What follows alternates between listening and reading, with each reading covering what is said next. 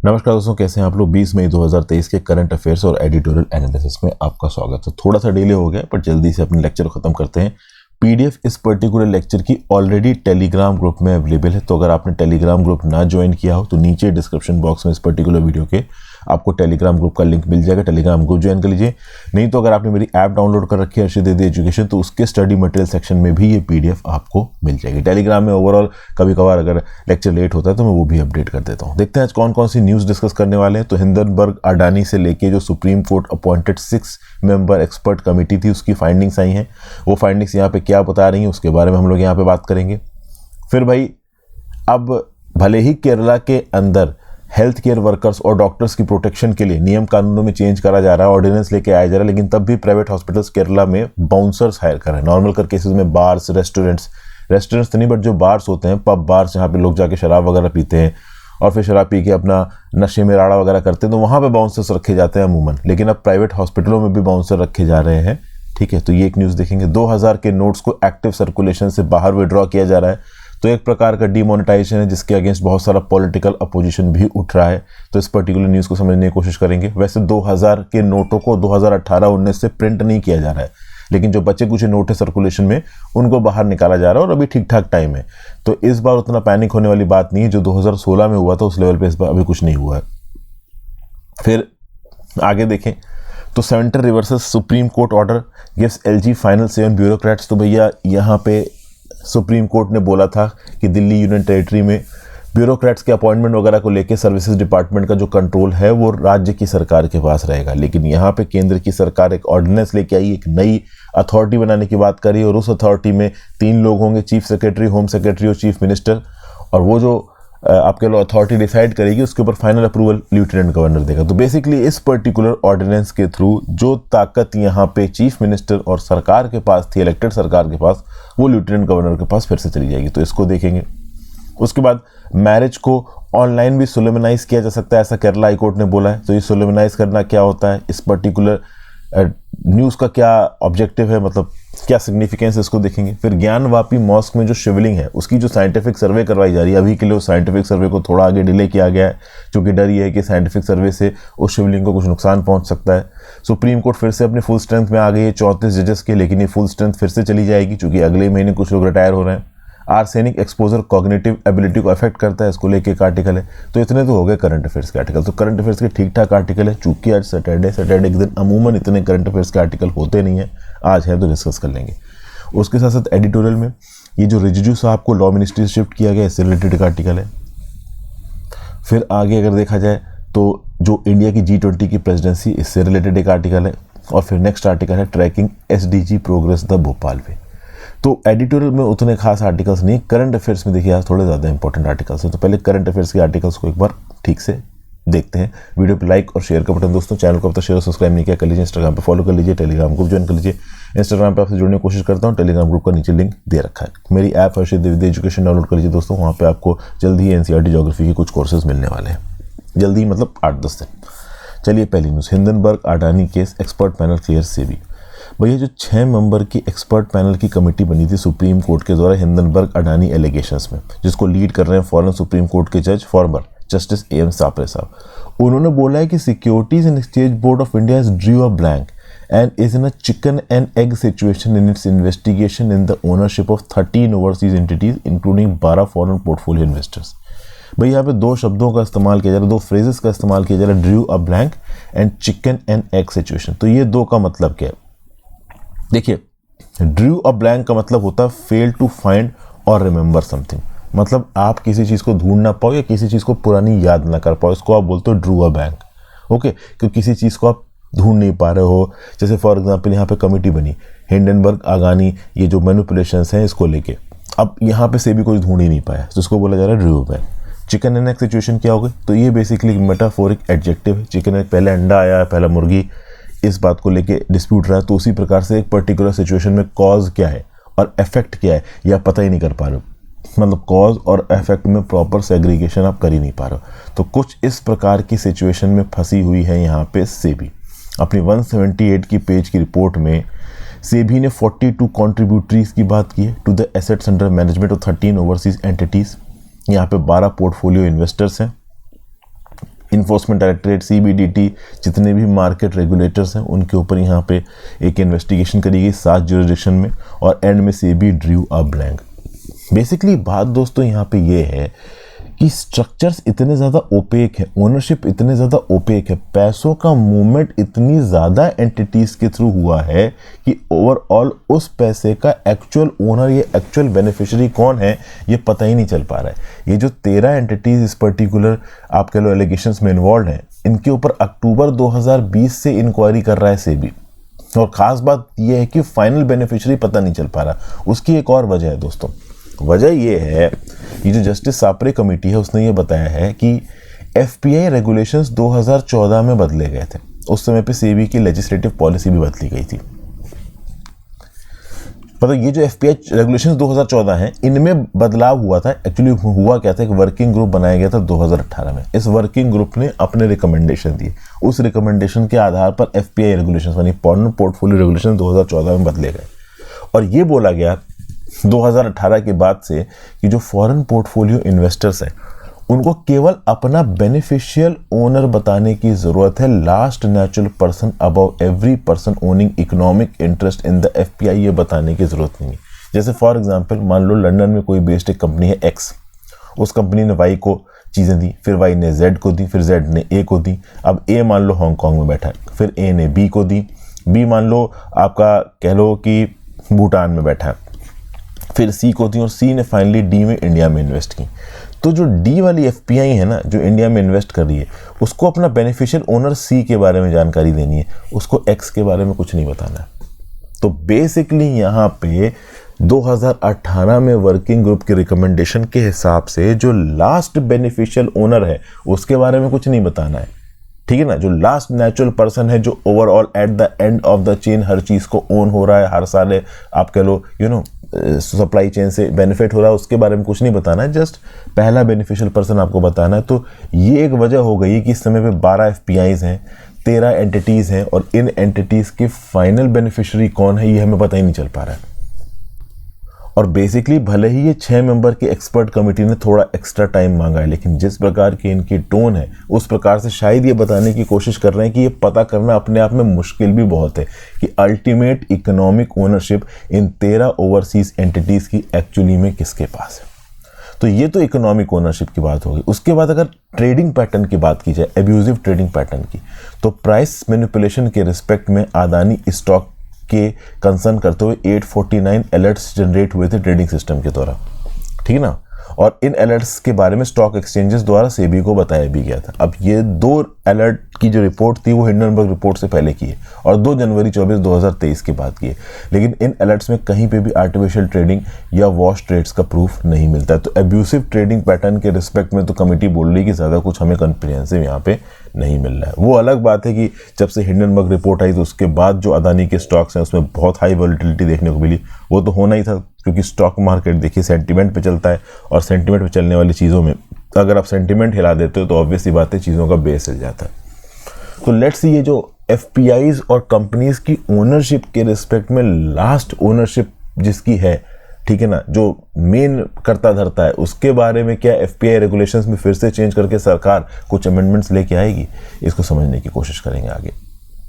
जब न्यूज़ आएगी मैं बताऊंगा आपको। फिर आ जाते हैं अगली न्यूज़ के ऊपर। Private hospitals in Kerala in search of bouncers. तो भैया Brownie bouncers being hired by private hospitals in Kerala. Kerala के अंदर चूंकि पेशेंट्स और केयर गिवर्स के रिस्पेक्ट में मेडिकल पर्सनल्स, हॉस्पिटल प्रॉपर्टी के ऊपर अलग अलग जगहों पर अटैक हुए हैं। अभी रिसेंटली वंदना दास वाला इशू आपने सुना होगा, डे लाइट मर्डर हो गया गैंग हाउस वर्जन का कोटाकारा में। तो राज्य की सरकार ने रिसेंटली एक ऑर्डिनेंस भी निकाला। इस ऑर्डिनेंस के बारे में कल या परसों की न्यूज़ में मैंने आपको बताया भी था। तो उस ऑर्डिनेंस के through Kerala health care service persons and health care service institutions prevention of violence and damage to property act, इसमें अमेंडमेंट किया गया। ठीक है भाई। अब बात यह कि जो ऑर्गेनाइजेशन है डॉक्टर्स के, वो चाहते हैं कि उनकी सेफ्टी सिक्योरिटी हो। ठीक है, आपने नियम कानून तो बदल दिया है, अभी तो ऑर्डिनेंस पास हुआ है, ऑर्डिनेंस को गवर्नर मोस्ट प्रॉब्ली अप्रूवल भेज भी देंगे, ऑर्डिनेंस प्ले में आ भी जाएगा, लेकिन यहाँ पे प्रिवेंटिव मेजर लेना भी जरूरी है। तो प्रिवेंटिव मेजर लेने के लिए यहाँ पे खुद डॉक्टर्स इनिशिएटिव ले रहे हैं। एर्नाकुलम मेडिकल सेंटर जो है कोची में, उसने 4 बाउंसर्स को जोड़ा है अपनी सिक्योरिटी टीम में। तो black figure hugging T shirts पहन के, machining pants, shiny black shoes पहन के ओवरऑल जो भी हॉस्पिटल के अंदर एंट्री मार रहा है उस पर वो ध्यान देंगे। ठीक है भाई। कोई भी पर्टिकुलर इवेंट के रिस्पेक्ट में वार्निंग होगी, कोई अनटोवर्ड इंसिडेंट होगा तो ये बाउंसर्स टैकल करेंगे। तो हॉस्पिटल के अंदर बाउंसर्स दोस्तों थोड़ा सा अजीब लग रहा है, क्योंकि हॉस्पिटल में ऑब्वियस सी बात है लोग परेशान होते हैं तो आते हैं। अब ऑब्वियस सी बात है किसी बार वगैरह में इंसान ने शराब पी ली और शराब पी के उल्टी सीधी हरकतें करने लगा तो ज़रूरी है वहाँ पे बाउंसर उसको रोकने के लिए। बट ओवरऑल हॉस्पिटल्स में डॉक्टर्स इस हद तक डर गए हैं और मोस्ट प्रोबेबली हो सकता है कि उनको एडमिनिस्ट्रेशन में भी उतना भरोसा ना आ रहा हो, तो उन्होंने खुद के ऊपर रिस्पॉन्सिबिलिटी लेके बाउंसर यहाँ पे अपॉइंट करने शुरू कर दिए। हालांकि ओवरऑल बाउंसर्स विजुअल इम्पैक्ट डालने के लिए ज़्यादा हैं, ऐसा बोल रहा है Jerry Philip, CEO of KIMS Health. मतलब ऑब्वियस सी बात है ये बोलेंगे क्योंकि इनकी एथिक्स पे भी बात आ जाती है कि हाँ भाई आप बाउंसर्स किस लिए लेके आ रहे हो, जो परेशान पेशेंट्स हैं उनको रोकने के लिए लेके आ रहे हो। तो private hospital health care workers डरे हुए हैं, डॉक्टर्स वगैरह डरे हुए हैं, इसलिए वो बाउंसर वगैरह हायर कर रहे हैं। लेट्स सी इस पर्टिकुलर केस में आगे क्या होता है। जो केरला प्राइवेट हॉस्पिटल एसोसिएशन है वो भी एक सेंट्रलाइज सिक्योरिटी सिस्टम बनाने की बात कर रहा है अपने मेंबर हॉस्पिटल्स की। तो उसके लिए एक पर्टिकुलर कमेटी बनाई गई, कमेटी आपस में बैठ कर बातचीत कर रही है और बातचीत के बाद जो भी आउटकम निकल के आएगा उसके हिसाब से यहाँ पे सिक्योरिटी के रिस्पेक्ट में स्टेप्स लिए जाएंगे। ठीक है भाई। फिर अगली न्यूज़ पे आ जाते हैं। RBI to pull out ₹2000 notes from active circulation. तो रिजर्व बैंक ऑफ इंडिया ने फ्राइडे को यहाँ पे अनाउंस किया है कि जो 2000 डिनोमिनेशन के बैंक नोट्स हैं इनको सर्कुलेशन से बाहर निकाला जाएगा क्लीन नोट पॉलिसी के अंदर। वो अलग बात है कि जो 2000 रुपए के जो नोट्स अभी के लिए सर्कुलेशन में है वो लीगल टेंडर है। मतलब 2016 में जो अनाउंसमेंट हुआ था ना कि भाई 1000 के और जो बड़े नोट हैं इनको हम लीगल टेंडर डिक्लेयर ही नहीं कर रहे हैं, मतलब एकदम से अनाउंसमेंट हुआ और बोल दिया गया कि 500,000 के नोट चलेंगे ही नहीं, तो वो नहीं हुआ है। यहाँ पे 2000 का नोट अभी भी वैलिड है, अभी भी आप मार्केट में जाके 2000 रुपये के नोट से पेमेंट कर सकते हैं, कोई प्रॉब्लम नहीं है। ओके भाई। अच्छा, इसमें कुछ चीज़ें और है। 2000 नोट को विड्रॉ करके लोगों को इनकन्वीनियंस होगी, एंग्जाइटी होगी। देखिए एंग्जाइटी तो अब होगी, भले ही 2000 का नोट अभी के लिए लीगल टेंडर है, लेकिन अब 2000 के नोट को चलाना मुश्किल होगा। अगर आपके पास 2000 के नोट हैं और उसमें आप किसी को पेमेंट करते हो तो ऑब्वियस सी बात है वो इंसान जल्दी पेमेंट लेगा नहीं, वो बोलेगा कि नहीं भाई हमको 500 रुपये में पेमेंट दे दो, क्योंकि सबको पता है कि अगर आपके पास 2000 रुपये के नोट आते हैं तो उस 2000 रुपये के नोट को आपको ब्रांच में ले जाके बदलवाना पड़ेगा। एक यहाँ पे रिस्पेक्टिव टाइम लिमिट दी गई है। तो बैंक अकाउंट में आप 2000 रुपये के नोट पढ़वा सकते हो और एक लिमिट तक पढ़वा सकते हो। एक बार में एक जगह पे आप 20,000 रुपये तक के 2000 के नोट को अपने बैंक अकाउंट में डिपॉजिट कर सकते हो या किसी और डिनोमिनेशन के नोट ले सकते हो। ठीक है। तो एट वन टाइम 20,000 रुपीज़ तक के आप जो नोट्स हैं वो बदलवा सकते हैं 2000 रुपये तक के। और 19 रीजनल ऑफिसेज ऑफ RBI को भी खोल दिया गया जो कि इशू डिपार्टमेंट से, वहाँ पे भी चेंज किया जा सकता है। और जहाँ जहाँ पे भी ओवरऑल बैंकिंग ब्रांचेस हैं वहाँ पे जाके आप अपने 2000 रुपये के नोटों बदलवा सकते हैं। टाइम है 30 सितंबर 2023 तक का। वैसे मैं आपको बता दूं, पहले ही बताया था 2000 नोट की प्रिंटिंग, 2000 के नोटों की प्रिंटिंग 2018-19 में ही बंद हो चुकी है। 30 सितंबर 2023 तक टाइम है। आप बैंक में जाके अपने 2000 रुपये के नोट बैंक अकाउंट में जमा कर सकते हो या फिर किसी और पर्टिकुलर डिनोमिनेशन में कन्वर्ट कर सकते हो। ठीक है। फिर आगे, centre reverses SC order gives LG final से ऑन ब्यूरोक्रेट्स। तो भैया फाइनली जिस बात का डर था आपका दिल्ली के अंदर वही हुआ। ब्यूरोक्रेट्स के ऊपर कंट्रोल बहुत इंपॉर्टेंट होता है। आपको इस पर्टिकुलर न्यूज़ से पता चलेगा दोस्तों ब्यूरोक्रेट्स की ताकत कितनी है। ग्राउंड लेवल पे अगर काम करवाना है तो नेताओं को ब्यूरोक्रेट्स की ज़रूरत पड़ती है। नेता खुद कुछ नहीं कर सकते, वो इलेक्ट होकर ब्यूरोक्रेट वगैरह की पोस्टिंग करते हैं, ब्यूरोक्रेट्स को ऑर्डर देते हैं, उनके लिए पॉलिसीज़ बनाते हैं। ग्राउंड लेवल पे पॉलिसी का एग्जीक्यूशन ब्यूरोक्रेट का ही होता है। तो ब्यूरोक्रेट्स का कंट्रोल अगर पॉलिटिशियन के हाथ में नहीं है तो फिर पॉलिटिशियन किसी काम का पॉलिटिशियन नहीं। इसी रिस्पेक्ट में आप देखोगे कि रिसेंटली सर्विसेज डिपार्टमेंट के सेक्रेटरी को ट्रांसफ़र करवा दिया आम आदमी पार्टी ने।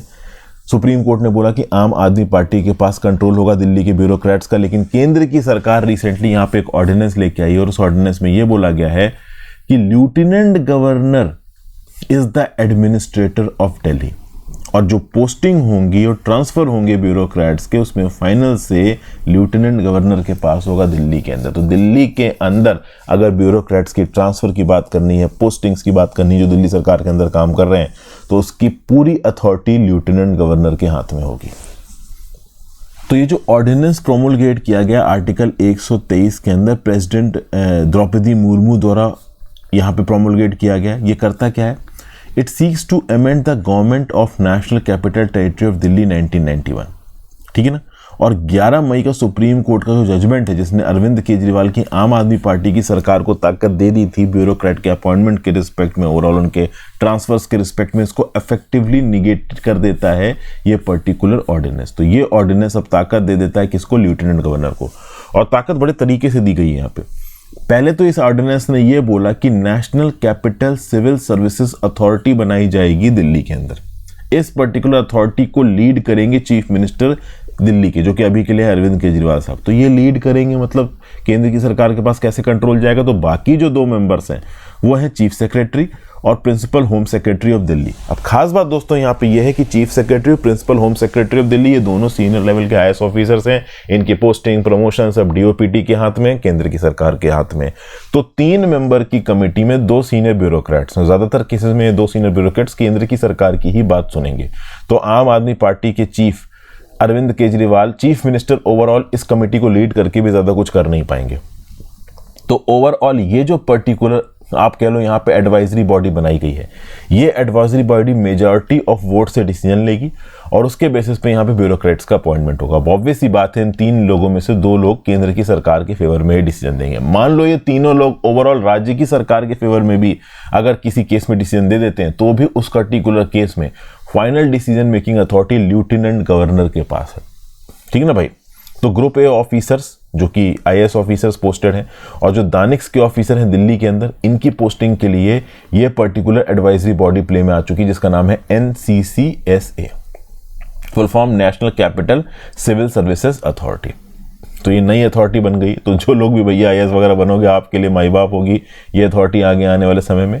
अगर ये 3 मेंबर की कमेटी ओवरऑल कोई रिकमेंडेशन देती भी और वो रिकमेंडेशन लेफ्टिनेंट गवर्नर को पसंद नहीं आ रही तो लेफ्टिनेंट गवर्नर अपने रिटर्न में ओवरऑल जो भी रिजर्वेशंस है वो इस पर्टिकुलर कमेटी को बताएगा रिकंसिडरेशन के लिए। फाइनल डिसीजन यहाँ पे लेफ्टिनेंट गवर्नर का ही होगा।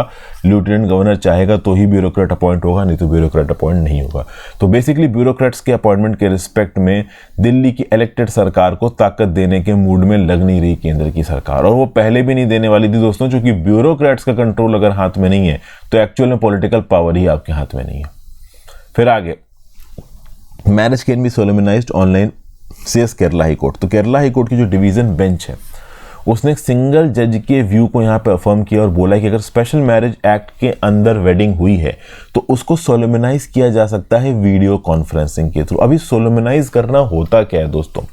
देखिए, एक तो आप अपनी मैरिज को रजिस्टर करते हो, आप शादी हुए, आप मैरिज रजिस्ट्रार के पास गए, आपने overall written piece of paper पे, स्टैम्प पेपर पे ये लिखवाया कि हाँ भाई हम दोनों लोग आपस में शादी हो चुके हैं, तो लीगली वेडेड हस्बैंड वाइफ हो गए आप। एक चीज होती है सोलेमनाइजेशन। हर धर्म में दोस्तों सोलेमनाइजेशन का अपना तरीका होता है।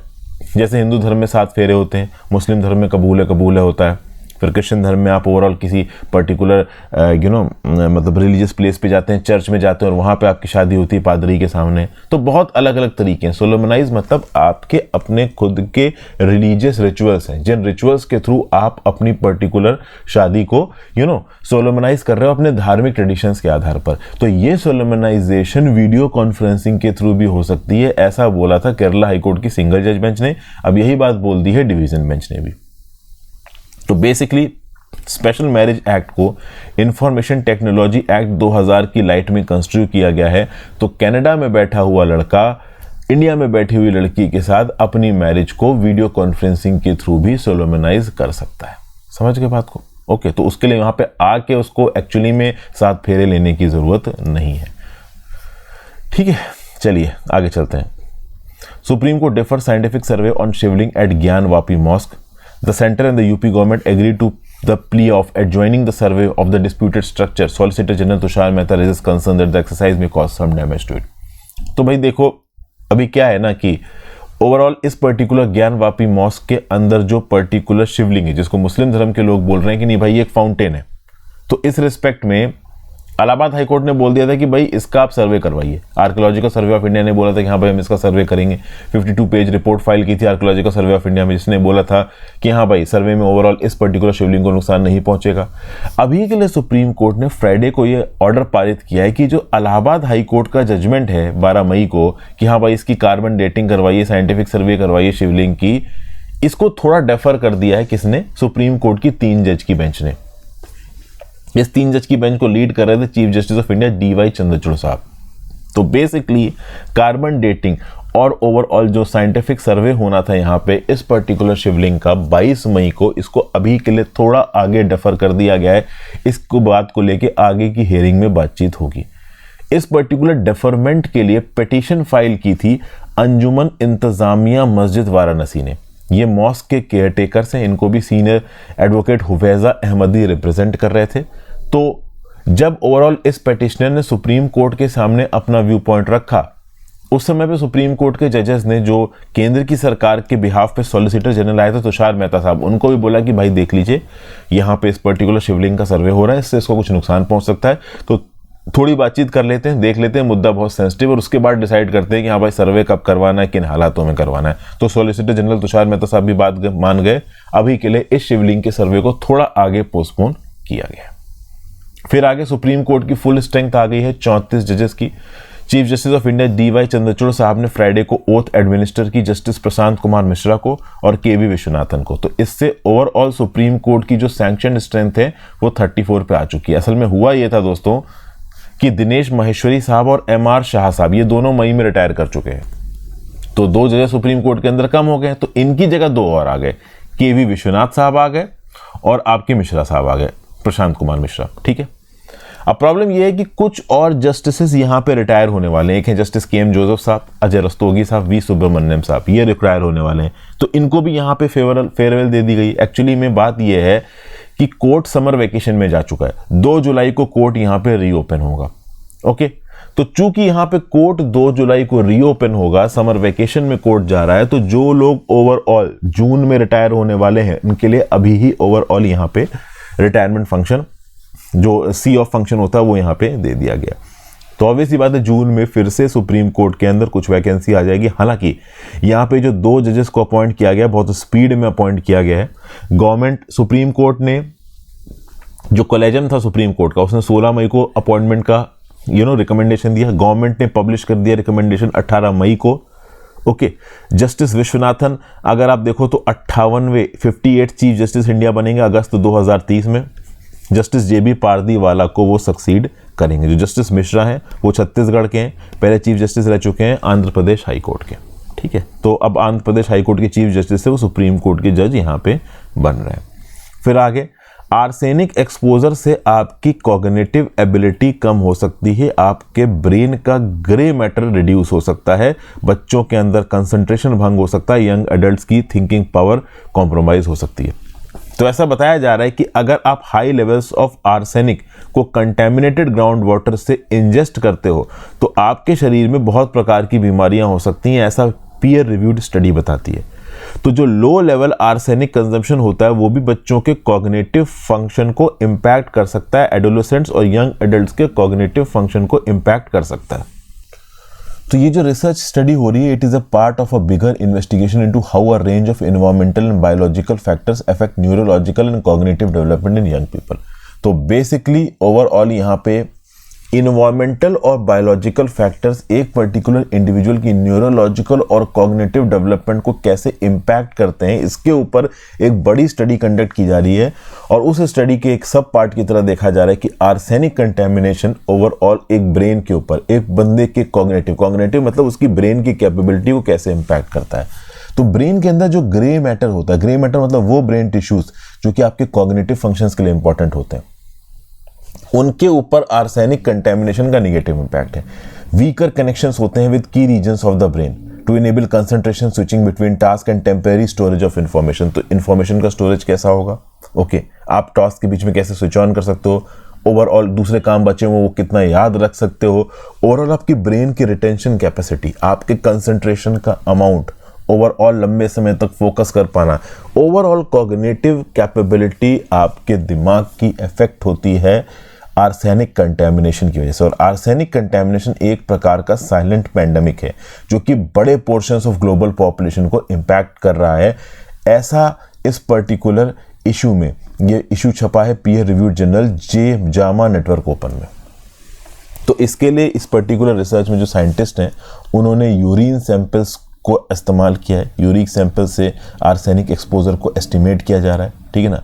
फिर performance in a battery of computerised test, overall computerise test की बैटरी के थ्रू एक पर्टिकुलर इंडिविजुअल की कॉम्प्रोमाइज्ड कॉग्निटिव फंक्शन को यहाँ पे डायग्नोस किया जा रहा है। ब्रेन इमेजेस के थ्रू पता किया जा रहा है कि ओवरऑल आर्सेनिक कंटेमिनेशन का ब्रेन के अलग अलग रीजन्स पे क्या इम्पैक्ट है। 1014 पार्टिसिपेंट्स के ऊपर इंडिया में 5 रीजन्स पे ये पर्टिकुलर थीसिस हुई है। तो बेसिकली जो आर्सेनिक एक्सपोजर है वो पुअर को ज़्यादा इफेक्ट कर रहा है, क्योंकि अमीर लोग ऑब्वियस सी बात है पानी महंगा अफोर्ड कर सकते हैं, गरीब लोग को जो मिलता है वो पी जाते हैं और उसके चलते उनके दिमाग में इम्पैक्ट आता है। इंडिविजुअल लेवल पे ओवरऑल ये इम्पैक्ट लिमिटेड है, कम्युनिटी लेवल पे ये इम्पैक्ट ज़्यादा बड़ा है। फिर ओवरऑल ये लोग a role of host of other environmental factors को भी प्रोड्यूस कर रहे हैं, मतलब जैसे कि फॉर एग्जांपल एयर पॉल्यूशन आपके कॉग्निटिव इम्पैक्ट पे कितना असर डाल रहा है, इसको भी यहाँ पे स्टडी किया जा रहा है। 1990 से लेकर अब तक केंद्र की सरकार, राज्य की सरकार, बिहार और वेस्ट बंगाल दोनों में आर्सेनिक कंटैमिनेशन को कम करने की कोशिश कर रही है। एक कॉमन स्ट्रेटजी को यहाँ पे एम्प्लॉय किया गया है ताकि पाइप वाटर का इस्तेमाल किया जाए, ना कि ग्राउंड वाटर से एक्सट्रैक्टेड वाटर का इस्तेमाल किया जाए। पाइप्ड वाटर तो अभी तक दोस्तों हर घर में पहुंच पाया नहीं, तो बहुत सारी जगहों पे ग्राउंड वाटर एक्सट्रैक्शन के पानी को ही इस्तेमाल किया जा रहा है और उसको डायरेक्टली पिया जाता है, और ये डायरेक्टली पिया हुआ पानी आपके दिमाग की कॉग्निटिव एबिलिटी को कॉम्प्रोमाइज करता है। ये बात यहाँ पे बताई जा रही है। ठीक है भाई, एडिटोरियल एनालिसिस पे आ जाते हैं। Change for the better, the shifting of Rijiju from law ministry should and conflict with the judiciary.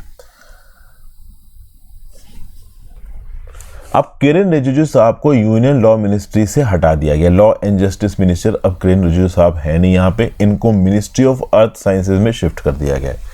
वहीं पे अर्जुन राम मेघवाल को minister of state independent charge दे दिया गया है लॉ मिनिस्ट्री का। तो बेसिकली ऐसा यहाँ पे क्या हुआ कि किरेन रिजिजू साहब को यहाँ पे लॉ मिनिस्ट्री से हटा दिया गया। देखिए मोस्ट प्रॉब्ली चूंकि यहाँ पे सरकार का टेन्योर खत्म होने वाला है 2024 में, अगले जनरल इलेक्शंस हैं, तो इस समय पे जुडिशरी के साथ ओपन कन्फ्रंटेशन नहीं चाहती प्रेजेंट सरकार।